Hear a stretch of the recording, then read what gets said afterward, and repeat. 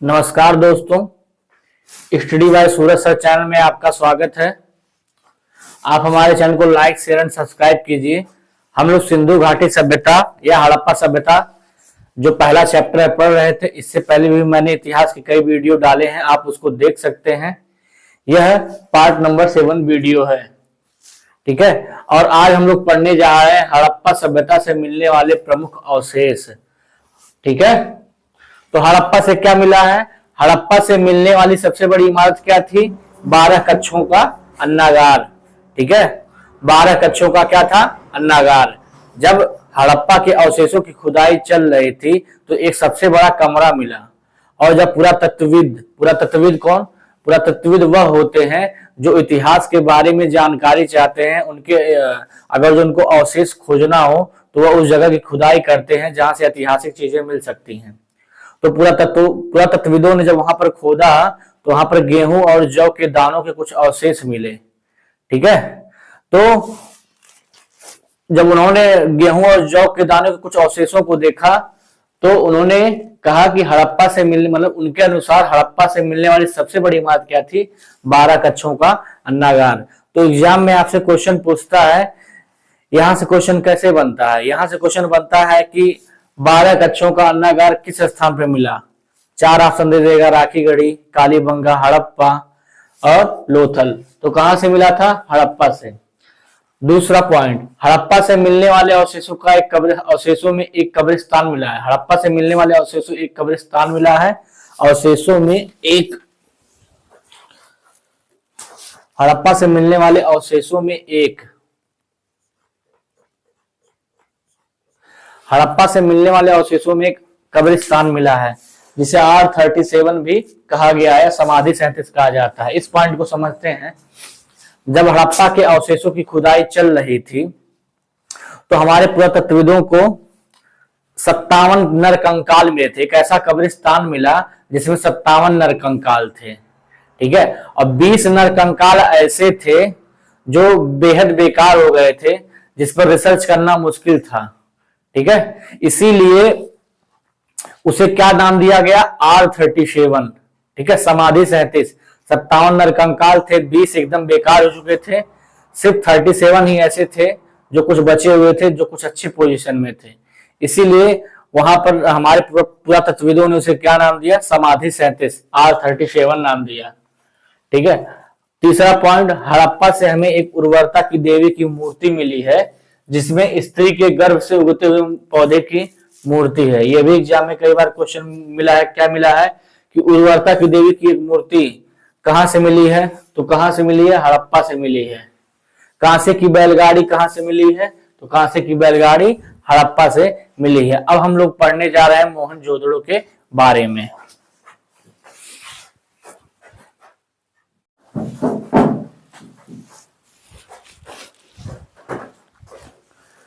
हम लोग हड़प्पा के बारे में पढ़ चुके, अब हम लोग मोहनजोदड़ो के बारे में पढ़ने जा रहे हैं।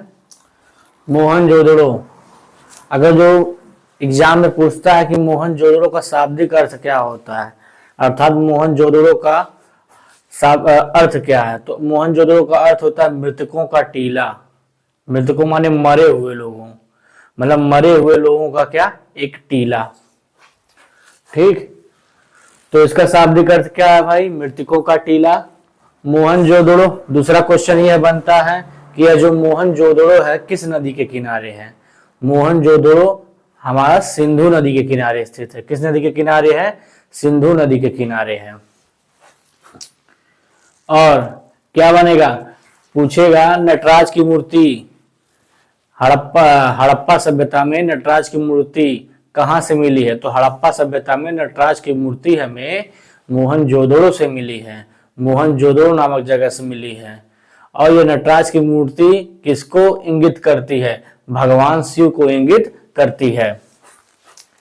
हड़प्पा से हमें पशुपतिनाथ की मूर्ति भी मिली है, यह भी भोलेनाथ का ही है। यह भी भोलेनाथ को ही क्या करता है?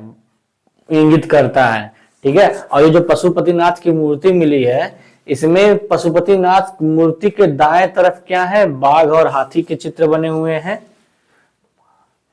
बाएं तरफ किसका चित्र बना हुआ? भैंसे और गैंडे का। नीचे 2 हिरण है, ठीक है। और पैरों के नीचे जो बने हैं 2 मोर की आकृति बने हैं, किसमें? पशुपतिनाथ की मूर्ति में। ये जो डिटेल है आपसे पीसीएस एग्जाम में पूछ सकते हैं, बड़े बड़े एग्जाम में बन सकते हैं। वैसे छोटे एग्जाम्स में आपसे सिर्फ यही पूछेगा कि पशुपतिनाथ की मूर्ति है,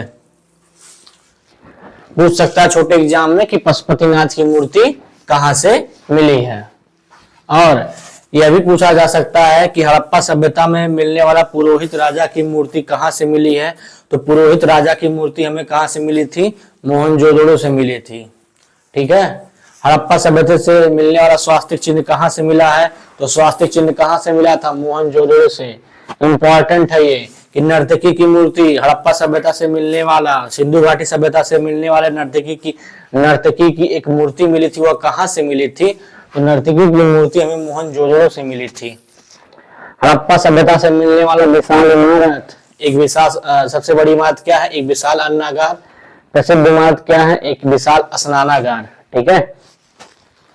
अच्छा, एक बात है, मोहनजोदड़ो से मोहर मिला है जिसमें क्या बना हुआ है? नाव का चित्र बना हुआ है। साथ ही साथ मोहनजोदड़ो से कुएं का भी साक्ष्य मिला है। अब हम लोग चलते हैं चनहुदड़ो टॉपिक पर।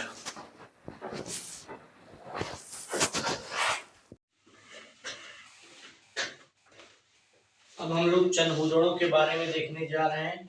चनहुदड़ो क्या था? चनहुदड़ो भी एक हड़प्पा सभ्यता या सिंधु घाटी सभ्यता से मिलने वाला एक स्थान था। चनहुदड़ो के बारे में जान लो, यह इस सभ्यता का एक ग्रामीण स्थल था। मतलब यह जो स्थान है ना, बिल्कुल गांव की तरह दिखता था। अच्छा, क्यों गांव की तरह दिखता था? क्योंकि यहाँ पर एक भी किले या दुर्ग प्राप्त नहीं हुए थे। ठीक है। मतलब जितनी भी सभ्यताएं मिली थी ना, वहां पे किले मिलते थे और देखने में ऐसा लगता था कि ये क्या है, पूरा नगर बसा हुआ है। लेकिन यही एक स्थल था हड़प्पा सभ्यता का जो गांव की तरह दिखता था। ठीक है। तो आपसे एग्जाम में क्वेश्चन बनता है कि हड़प्पा सभ्यता का ऐसा कौन सा स्थल था जो ग्रामीण था? तो वह लोथल नामक कौन सा था? वह चनहुदड़ो नामक जगह था। ठीक है। साथ में ये बहुत बार पूछता है कि बिल्ली का पीछा करते हुए कुत्ते का चित्र कहां से मिला है? तो चनहुदड़ो से मिला है। बेलनाकार मोहरे, कुत्ते के पैरों के चिन्ह, ये कहां से मिली हैं? चनहुदड़ो से मिली हैं। गोल ईंटें, गोल ईंटें वो भी कच्चे। ठीक है। ये कहां से प्राप्त हुए थे? चनहुदड़ो से। चूड़ियों और लिपस्टिक के साक्ष्य कहां से प्राप्त हुए थे? आपके चनहुदड़ो से। ठीक है। नेक्स्ट आता है लोथल के बारे में जान लो। लोथल क्या है? लोथल हड़प्पा सभ्यता का एक बंदरगाह था, पोर्ट था। ठीक है। और मतलब जब बंदरगाह था तो मतलब कि बिजनेस व्यापार होता था यहाँ से। तो इस तरह से तुम कह सकते हो यह क्या है? वाणिज्यिक राजधानी थी हड़प्पा सभ्यता की। ठीक। फारस की मुद्राएं देखो, फॉरेन करेंसी भी प्राप्त हुए यहाँ से। चावल की कृषि के साक्ष्य कहाँ से मिले हैं? लोथल से। ममी के साक्ष्य, ममी क्या होता है? एंशिएंट में, जैसे जब चाइना के इतिहास में पढ़ोगे आप, मिस्र के इतिहास में पढ़ोगे जब आप, तो जब वहां पे राजा मरते थे तो फैरो कहलाते थे। जब राजा मरते तो उनको दफना दिया जाता था कुछ केमिकल लगा के, जिससे हजारों सालों तक ये सुरक्षित रहे। उनका यह मानना था कि यह मरने के बाद भी वापस लौट आएंगे। ठीक है। तो उसी को ममी कहा जाता है। जो पिरामिड है, पिरामिडों में माना जाता है कि क्या है? ममी है। घोड़ों के भी साक्ष्य मिले हैं। साथ में यह बात ध्यान दीजिएगा, लोथल से हमें एक ऐसा मकान मिला है जिसका मुख्य द्वार मुख्य सड़क की तरफ था। ठीक है। तो भैया बस आज के लिए इतना ही। मैं इतना एफर्ट डाल रहा हूँ और आप क्या कीजिए, हमारे चैनल को अन्य लोगों के साथ शेयर कीजिए जो पढ़ने वाले बच्चे हैं, जिनको इस चैनल की जरूरत है, और उनसे भी सब्सक्राइब करवाइए। आपके सपोर्ट की हमें बहुत जरूरत है। ठीक है। तो बस आज के लिए इतना ही। जय हिंद, जय भारत।